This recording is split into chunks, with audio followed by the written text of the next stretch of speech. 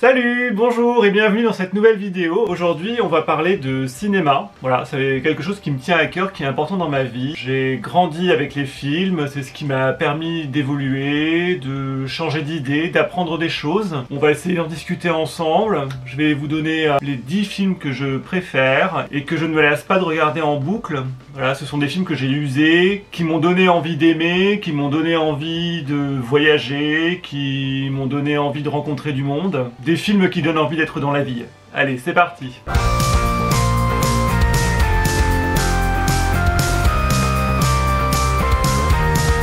Dans cette version, Danielle, l'héroïne, n'a rien d'une victime et décide de son propre chef de rester dans la maison paternelle après la disparition de son père, entre sa marâtre, Rodmila, et ses deux sœurs, Marguerite et Jacqueline.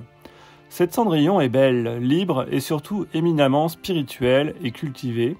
Elle saura séduire le futur héritier du trône de France. Avec Drew Barrymore, Anjelica Huston, et c'est Cendrillon qu'on redécouvre et franchement on y croit. Disney devrait prendre exemple sur ce genre de film lorsqu'il veut faire une réinterprétation d'un conte. Beaucoup de références, on parle de François Ier, on parle de Henri II, on est dans l'histoire de France. On commence à aborder les questions sur le divorce. Enfin c'est très moderne et c'est encore d'actualité. Le film est tourné en France. Donc c'est cool. Les petits détails, on commence ce film, alors là ça m'en fait des frissons dans le dos, on commence ce film avec la voix de Jeanne Moreau qui nous dit « Il était une fois ». Et là, on en tremble. Alors, si tu ne sais pas qui est Jeanne Moreau, on en reparlera plus tard, mais sacré personnage. Le film commence comme ça avec les frères Grimm d'ailleurs, c'est ça aussi qui est génial, c'est qu'on arrive avec les frères Grimm, on a cette vieille dame dans ce grand château, en Dordogne. Ils vont lui demander mais quel est ce tableau magnifique accroché au mur, et là elle va commencer à leur sortir la pantoufle, leur raconter toute l'histoire et leur dire eh oui messieurs, elle a vraiment existé. Boum. Et le film enchaîne directement sur la gamine, sur le côté tragique de la perte de son père. Faut savoir que moi j'ai perdu mon père il y a un moment, j'étais assez jeune, voilà, vers la vingtaine. On aborde la mort dans ce film dès le début, c'est ça qui est violent et tragique. Donc cette gamine qui perd son père, le seul être à qui se rattacher au niveau des émotions. Par la suite, la seule personne qui va être censé, qui sera censé lui apporter de l'amour, c'est sa belle-mère, sauf que la belle-mère va être infecte, bien sûr, comme on sait très bien dans cette histoire. Et on va découvrir ce personnage qui s'est endurci, qui a tout de même réussi à s'en sortir. Oui, c'est un personnage qui s'en sort par lui-même, qui est très indépendant, qui sait faire toutes les tâches dans la maison, elle réfléchit pour tout le monde, elle est à l'écoute, et en même temps elle est cultivée aussi parce qu'elle n'a pas arrêté de lire à côté. L'éducation qu'elle a reçue dans son enfance était importante, et ça elle a su le préserver. Donc là nous rencontrons ce prince au moment de la vente des esclaves par Jacques Cartier qui veut partir aux États-Unis. Elle va retourner récupérer son domestique Maurice, que la belle-mère a vendu. En voulant le racheter à Jacques Cartier, va tomber sur le prince et va discuter avec, et là on va partir dans une grande discussion sur la pauvreté et oui, les différences de classe. C'est ça qui va venir amener de la passion dans dans cette histoire. C'est un couple qui va se créer à travers la discussion. Il y a ça aussi qui est très beau, voilà, c'est une Cendrillon où ça discute. C'est pas juste comme dans Disney, une danse et puis paf, une pantoufle, et finalement, c'est pas une idée qu'on s'est fait de la personne. Voilà. Là, on va être quand même dans quelque chose de plus concret, de plus réel. Et oui, alors je vous laisse deviner dans cette version qui va être la marraine la bonne fée. Ça, c'est assez drôle. Et le réalisateur de ce film fait des images magnifiques, surtout pour les images de nuit. C'est sublime, on a vraiment des effets comme dans les vieux films, ça va, c'est extraordinaire. Enfin, moi je suis friand de ce genre de plan. Sous la pluie aussi, il y a une scène particulière voilà, où elle perd sa pantoufle, c'est juste canon. Quoi d'autre? Oui, pour moi c'était la vision du premier amour, comment ça doit se passer. C'est ça qui a un peu forgé ma personnalité, ce genre de romance. Et pour vous dire que je me suis pris bien des claques dans la vie, quoi. Le premier amour, c'était pas facile. Enfin, les premiers, le démarrage en amour, voilà, c'est pas évident. J'ai eu du mal à être dans la vraie vie. Et puis bon, il y a beaucoup d'humour dans ce film. Il y a énormément d'humour. Ce sont des répliques cassantes. Voilà, moi j'ai un humour cassant. C'est toujours dans la modération, il faut que je connaisse les personnes, mais bon, c'est mon caractère. Au fur et à mesure des vidéos, vous verrez, vous apprendrez à connaître mon humour. Il y a les costumes aussi, les costumes sont magnifiques. Voilà, j'adore enfin, moi j'adore les costumes d'époque, les films d'époque. Faut savoir que j'ai fait des études de couture et de stylisme. Et je pense que ce genre de film m'a nourri et m'a donné envie de faire ces études-là par la suite et toujours d'être dans la beauté, les belles images, mettre en valeur les personnages et c'est ça que j'aime dans le cinéma. J'ai jamais eu une mère aimante d'ailleurs, c'est très compliqué la relation mère-fils chez nous. Voilà, il y a ça aussi, ce film sur la parenté, les parents, pour moi c'est quelque chose. Corée. Années 30, pendant la colonisation japonaise, une jeune femme, Suki, est engagée comme servante d'une riche japonaise, Hideko, vivant recluse dans un immense manoir sous la coupe d'un oncle tyrannique.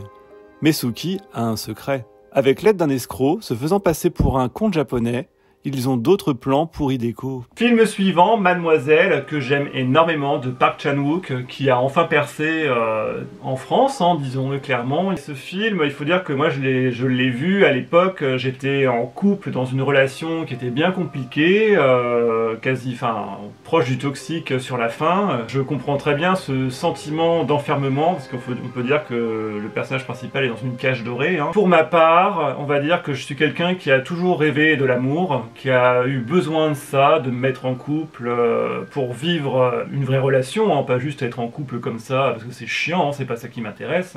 C'est juste donner de l'amour, en recevoir, et puis vivre quelque chose, et puis en fait être dans l'humain. J'adore les autres, j'adore être avec des amis, j'aime sortir, j'aime voir du monde, rire, aller au cinéma, je suis quelqu'un de vivant. Et on va dire que ma première relation, elle a duré longtemps, elle a duré 8 ans. J'ai vraiment eu du mal à m'en sortir et non pas parce que je ne voulais pas, mais j'ai eu du mal à couper le lien. Pour vous dire que ce film, quand je l'ai vu, ça a été une vraie bouffée d'air frais. Je rêvais de m'évader. Et j'ai vu ce film, et la fille, je vais pas vous spoiler, mais elle a envie de se barrer, Il y a clairement une scène où les filles, elles s'échappent, elles l'aident à passer le muret, et là, c'est une très belle scène d'entraide, et puis il y en a une des deux qui ne veut pas partir, qui est stressée, parce que justement, elle est rattachée à cette maison, à force d'y avoir vécu dans ses angoisses et ses problèmes et puis d'avoir peur du maître aussi qui peut les punir. Elle a la trouille de partir et il y a cette scène magnifique où Suki lui met les valises, elle lui fait monter le muret et là elle l'aide à monter sur cette valise et ce muret, parce que madame est en talons bien sûr, et puis avec le beau manteau. Et là il y a la lumière, il y a le plan sur le champ, on les voit en train de courir dans ce champ pour s'enfuir, et c'est juste magnifique avec la musique, voilà, il y a cette musique qui est prenante. On parle anglais, japonais, coréen. Donc c'est hyper intéressant, c'est hyper varié, il y a plein d'inspirations, il y a plein d'influences, c'est génial. Comment dire, la maison elle est extraordinaire, voilà, la maison est juste magnifique. C'est au niveau de l'architecture, de toutes les estampes, les livres. Là on a un petit côté La Belle et la Bête. Oui c'est ça, c'est une version un peu de La Belle et la Bête ce film. C'est la version trash. Donc puis ouais, moi quand je regarde un film je suis à fond. Je ressens toutes les émotions, donc hyper sensible. Et oui, ce que j'ai oublié aussi, c'est que ce film, c'est un peu aussi Le Prince et le Pauvre, clairement, parce qu'on a la servante avec la maîtresse de maison qui a reçu l'éducation et la culture qui va avec. On a vraiment cette opposition des deux qui vont chercher à se connaître, à se comprendre, à s'apercevoir qu'il y a pire que ça. Il y a pire que ça au sein de la maison, le mal n'est pas celui qu'on croit. Et c'est une belle histoire sur deux personnages qui sont complètement opposés, qui vont se retrouver, s'entraider et puis s'unir pour être plus qu'un. Voilà. Alors l'autre film. Gom-ja, une belle jeune fille, devient un personnage public lorsqu'elle est accusée de l'enlèvement et du meurtre d'un garçon de 5 ans. Ce crime atroce obsède les médias. Gom-ja passe aux aveux et est condamnée à une longue peine de prison. Elle va consacrer ses 13 ans d'enfermement à la préparation méticuleuse de sa vengeance contre son ancien professeur, Monsieur Beck.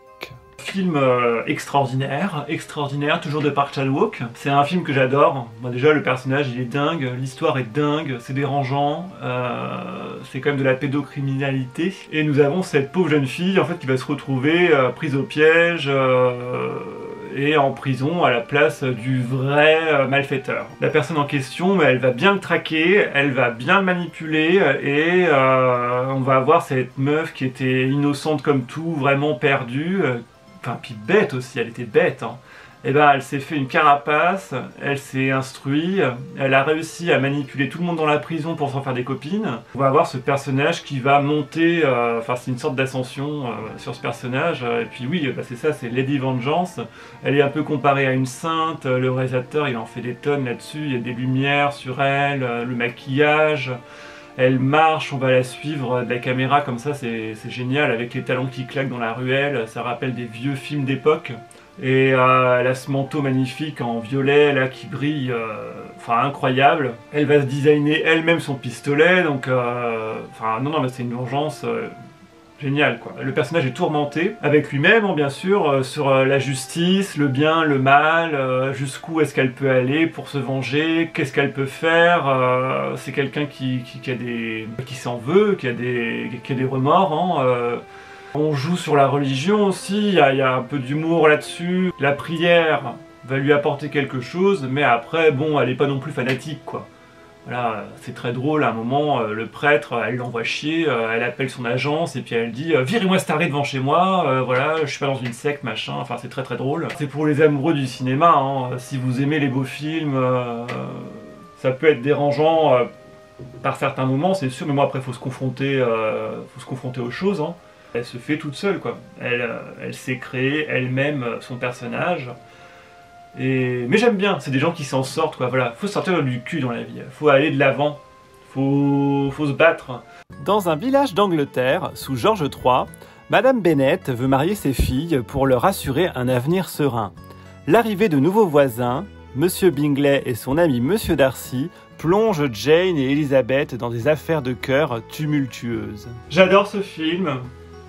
Parce qu'il parle de famille, une famille que je n'ai pas, disons-le clairement. Hein. Moi j'ai jamais eu une famille nombreuse, et encore moins soudée à ce point-là, avec de la vie en fait. C'est une ode à la vie ce film. Le cadre est sublime, j'adore la maison. Ce film, c'est une balade en fait. On est là en train de se balader, on suit les personnages, il n'y a pas de stress, à part un moment ou deux, quoi. Mais je veux dire, c'est quelque chose de très agréable à voir. De très beaux paysages anglais, moi qui aime beaucoup les films anglais aussi. Plein d'acteurs anglais dans ce film. Et Monsieur Darcy, qui est quand même une belle vision de l'homme, quoi. Je veux dire, c'est rare. C'est un prince charmant, mais superbe sous toutes les coutures, quoi. Et puis Lizzie, Elisabeth ou Lizzie, hein, comme on préfère, qui est jouée par Keira Knightley, qui est quand même extraordinaire. C'est une femme qui ouvre sa bouche et qui va dire ce qu'elle pense, et c'est génial, parce que de par son éducation, de par sa famille, puis parce qu'il faut pas se laisser écraser dans la vie, c'est encore ça surtout, voilà. J'aime bien les films comme ça, j'aime bien les gens qui te montrent ça à l'écran. C'est facile de faire des films d'amour, mais bon, quand il se passe rien et qu'il n'y a rien pour s'en sortir, voilà, enfin qu'il n'y a pas de clé donnée, là il y a quand même pas mal de clés. Les costumes sont superbes, film d'époque, hein. On est encore dans des paysages sublimes. Il y a un moment, cette scène où est-ce qu'elle est en train de réfléchir au bord d'une falaise, d'un précipice là qui est magnifique. Il y a 2-3 effets techniques aussi que je trouve extraordinaires. Déjà le début, je crois qu'il y a au moins 7 minutes à peu près où il n'y a aucune coupure dans le film. C'est-à-dire que la caméra elle est non-stop, elle filme non-stop. Il y a une autre scène où alors là c'est quoi? C'est une ellipse, donc c'est génial, elle est sur sa balançoire, elle tourne, et là les saisons derrière, ça change, le décor change, et tout à coup on se retrouve quelques mois plus tard pour aller voir la cousine. Ça c'est génial, c'est beau, c'est beau, c'est beau. Il y a beaucoup de scènes de pluie aussi qui sont très belles. Oui il y a une scène où nos deux personnages s'abritent de la pluie, et là ça part en embrouille, mais une embrouille pas possible. La tension sexuelle elle est là. Elle est au summum. Non, voilà, j'adore les personnages, j'adore la mère qui est complètement barrée, les sœurs qui ont chacune leur personnalité, de la plus timbrée à la plus sage. J'adore l'acteur qui joue le père, Donald Sutherland, qui est extraordinaire. Une scène de fin magnifique, même tout le long la relation qu'il a avec sa fille est juste extraordinaire. J'adorerais avoir une relation comme ça avec un de mes deux parents, ce n'est pas le cas. Il dit cette phrase dans la scène de fin: ma petite Lizzie, pour rien au monde je ne te l'aurais laissé partir si ce n'était pas ton choix et si ce n'était pas avec la bonne personne. On va dire que pour mon contexte, c'est cool, voilà. C'est cool d'avoir la validation de son père, et puis de savoir que ton père il t'aime, et clairement c'est ça, et puis on le ressent dans la scène, enfin moi le père il chiale, je chiale. C'est... voilà. Danny, un adorable chat, rêve de devenir une star de cinéma. Arrivé à Hollywood, il rencontre une bande d'animaux, acteurs et décroche un rôle dans un film. Mais Darla, une terrible enfant star, mène la vie dure à Danny et le chat a bien du mal à exprimer son talent. Par le réalisateur Mark Dindal, qui a réalisé par la suite Cusco. Voilà, dessin animé de mon enfance, j'adore le dessin et ça c'est vraiment ce qui est difficile aujourd'hui je trouve. Enfin, moi j'adore les DreamWorks, j'adore les Disney, mais c'est vrai que des fois ça manque du dessin à la main quoi. Ça manque de ouf. Je suis très déçu que Disney ne sorte jamais un truc dessiné à la main, comme à l'époque, quoi. Je veux dire, un truc beau avec des... On voit la patte du dessinateur, quoi. On voit qu'il y a des petits défauts, des trucs. Si tout est lisse et tout est réfléchi avec le logiciel, merde, qu'est-ce qu'on se fait chier. Bon, allez, on y va. Danny le chat. Donc c'est vraiment une comédie musicale, hein. On peut chanter... J'avais un micro branché sur la chaîne IFI, c'était superbe. Des super chansons. C'est un film qui te dit qu'il faut croire en tes rêves. Voilà, c'est ça. C'est encore une bataille pas possible avec tes peurs, tes angoisses, et puis les autres autour qui vont te foutre des bâtons dans les roues, quoi, clairement, hein, disons-le. C'est un truc sur l'innocence aussi.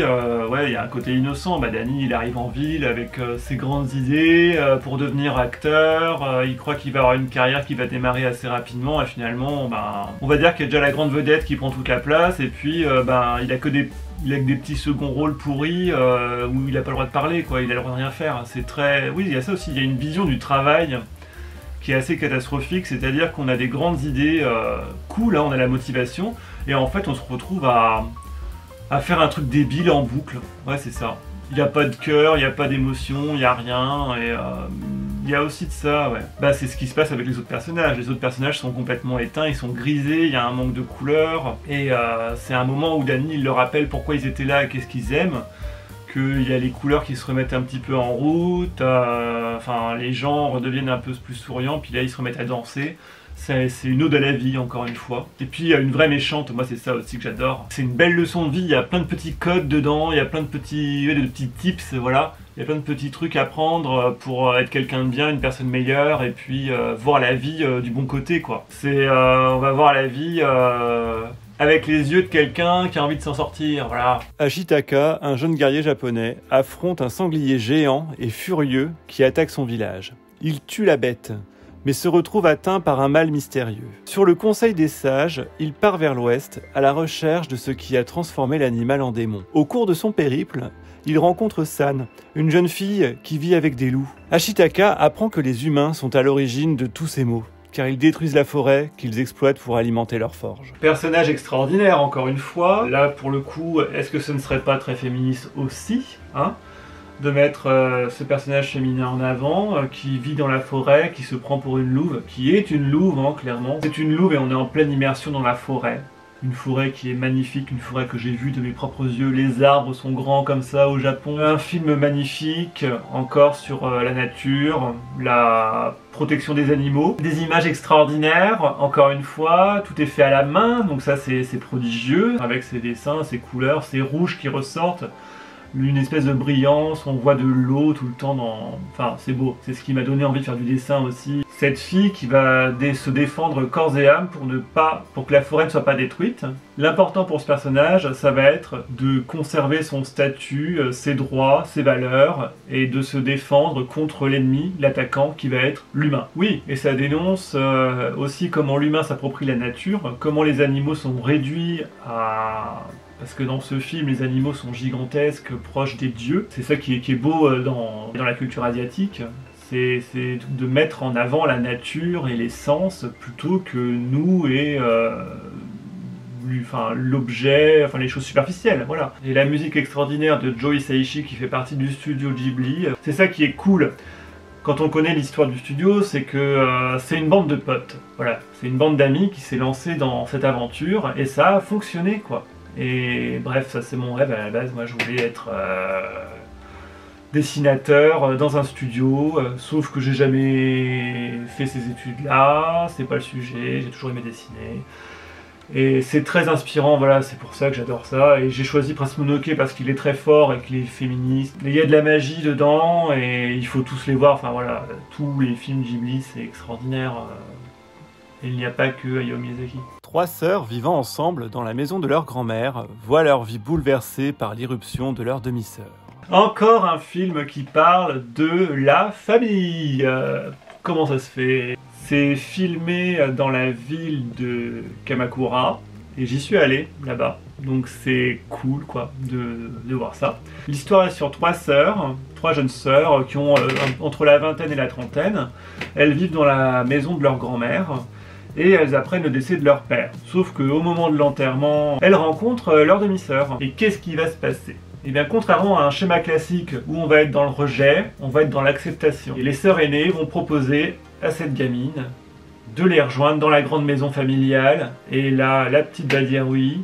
Elle va quitter sa mère qui est une vraie conne. Et elle va découvrir qu'est-ce que c'est que la famille. Qu'est-ce que c'est que vivre avec des gens qui t'aiment, qui te soutiennent, te supportent au quotidien, rient avec toi et t'encouragent pour des activités, qui aussi te disputent t'encadrent et te remettent dans les clous, dans le bon chemin lorsque ça ne va pas, qui vont lui faire de la place dans une des chambres de la maison, qui vont la faire participer au repas. Il y a des grands moments de vie, voilà, c'est ça qui est génial dans ce film. 2 sœurs orphelines en conflit rompent leur relation quand la plus irresponsable des deux couche avec le petit ami de l'autre. Mais elles finissent par se réconcilier grâce à leur grand-mère, dont elles ignoraient l'existence. Alors, Inner Shoes avec Cameron Diaz et Toni Collette, 2 sœurs qui se chipotent tout le long. La seule chose qu'elles ont en commun, c'est les paires de chaussures. Oui, elles vont retrouver leur grand-mère qui est jouée par Shirley MacLaine. C'est génial de retrouver cette actrice. On se retrouve en Floride avec les petits vieux dans la maison de retraite. C'est juste génial. Et puis oui, il y a des sujets hyper profonds qui sont abordés. La solitude dans l'enfance, et Cameron Diaz dans le film, elle est dyslexique. C'est un sujet qui est franchement rarement abordé, je trouve. On aborde plein de sujets sur la vie, sur la mort, sur le fait de devenir adulte, voilà, de réussir à gérer ses émotions, d'en parler. On aborde aussi un petit peu la religion par moments, voilà, sur des tons de l'humour. Moi, il y a plein de répliques qui me font bien rire, voilà. On voit un nouvel aspect de Cameron Diaz qui est beaucoup plus sérieuse, sensible, touchante. On a envie de pleurer avec elle, enfin c'est hyper touchant. Donc je recommande ce film pour une après-midi détente, genre sous la couette avec une tisane. Une machine permet à des psychanalystes d'entrer dans les rêves de leurs patients. On la vole, et les rêves, les cauchemars et la réalité se confondent. Une seule personne peut stopper le massacre, la mystérieuse Paprika. Et je vais pas dire beaucoup de choses parce que je pense que je ferai une autre vidéo sur les films d'animation, mais c'est quand même une claque visuelle, hyper intéressant, on plonge dans les rêves. Pour les personnes qui ont adoré Inception, clairement c'est du copier-coller, hein. Inception s'est beaucoup inspiré de ce film. Super réalisateur, voilà, qui nous a fait Perfect Blue et Tokyo Godfather, qui est extraordinaire aussi. Voilà, j'en dirai pas plus. C'est juste superbe, la musique aussi, et c'est Alice au pays des merveilles dans les rêves, quoi. C'est génial.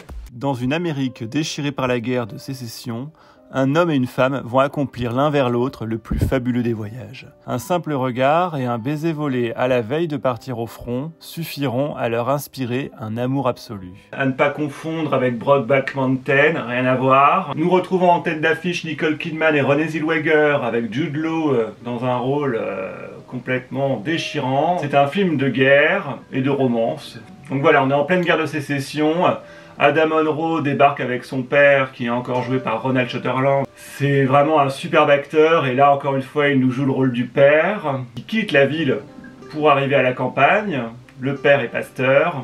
Et ils vont construire cette église, s'installer, elle ramène son piano, elle est hyper touchante, elle ne connaît rien de la campagne, elle a toujours vécu en ville, c'est vraiment c'est la pépette qui débarque chez les bouseux, hein, on va le dire, c'est ça. Il y a plein de trucs qui se passent, la meuf se retrouve toute seule, elle est en guenille et en sabot, à traire la vache et à refaire son chant, et encore elle n'y arrive pas. Et puis elle est terrorisée par un coq, donc elle est cloîtrée au fond de chez elle. Donc c'est des rêveries, des songes en pensant à son amant, voilà. D'ailleurs un amour qui n'a pas été consommé, hein.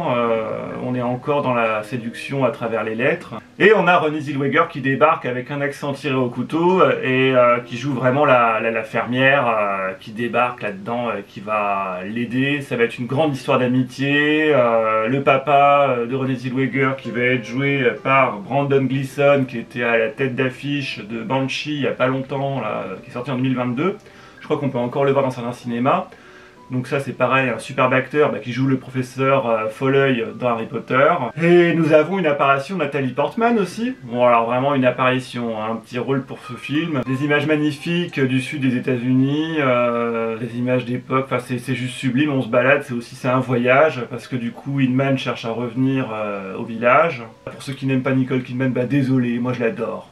Super actrice qui a une grande carrière et les rôles sont à chaque fois époustouflants. Et puis les costumes encore, hein, c'est une époque qui est, c'est magnifique, hein, on a de la robe bouffante, c'est juste sublime. Et c'est encore un film qui nous parle de famille, serrer les coudes, voilà, on s'entraide. Et puis oui, il y a un petit côté un peu mystique avec des prémonitions, des choses comme ça, où on prédit l'avenir sur 2-3 trucs. Manuela, qui travaille dans un service de transplantation cardiaque, partage avec son fils Esteban une admiration sans borne pour la comédienne Uma Rojo. Le jour de ses 17 ans, Esteban meurt tragiquement. Manuela va partir à la recherche du père d'Esteban à Barcelone. En chemin, elle connaîtra mieux Uma et retrouvera le père qui se nomme Lola. Un film évident, qui est très dans la logique de cette vidéo. Il y a Penélope Cruz, Marisa Paredes, Antonia San Juan, qui joue Algrado, ce personnage transgenre, voilà, vraiment sublime, qui est hilarant, enfin plein d'humour. Et Cecilia Ross, voilà, qui joue Manuela. Le rôle de cette mère, elle va quitter Madrid pour se retrouver à Barcelone à la recherche de son ancien mari, et elle va tomber sur plein de personnages, des gens marginaux, quoi, voilà, qui sont pas dans la norme. Et on va avoir tous les types de femmes. Puis oui, c'est un film qui est cru, voilà, c'est ça qui est cool avec Almodovar, c'est que c'est des scènes dans la rue, on croit que c'est des vraies scènes, on est sur le terrain, il y a du maquillage qui déborde, c'est sensuel, on s'en fout de comment les filles sont habillées, on n'est pas là sur un podium, et ça c'est cool, c'est des vraies femmes. C'est pas du faux. Et puis je me retrouve dans cet univers, voilà, ça fait du bien des films comme ça aussi. On va dire que c'est un de mes préférés d'Almodovar parce que je trouve qu'il est hyper sensible celui-là. Il est vraiment touchant. Ouais, Almodovar il est quand même dur, hein, il est difficile Enfin, il y a des films, c'est pas évident. Là, il y a de la tendresse, il y a de l'amour, il y a de l'humour. Oui, si vous connaissez Tout sur ma mère ou d'autres films de Almodovar et que vous aimez ce genre de sujet, je vous recommande la série La Veneno, qui est sortie il y a 1 ou 2 ans. On arrive à la fin de cette vidéo, c'était pas évident. Finalement, ça m'a vraiment pris émotionnellement, on va dire. Je me suis un peu dévoilé. Moi qui pensais juste parler de films, je trouve que je me dévoile énormément. Donc j'espère que tu auras apprécié ce format. Si c'est le cas, like, abonne-toi. Et n'hésite pas à me dire en commentaire si tu connais ces films, si tu as envie de les voir, ce que tu en penses, comment tu les as connus. À quel film tu pourrais penser? Voilà, à quel autre film ils te font penser? Et qu'est-ce que tu pourrais me recommander d'ailleurs? Quel film tu pourrais me recommander? Allez, à une prochaine. Tchuss. Ah putain, j'en peux plus. Abonne-toi ou je te fais pipi dessus.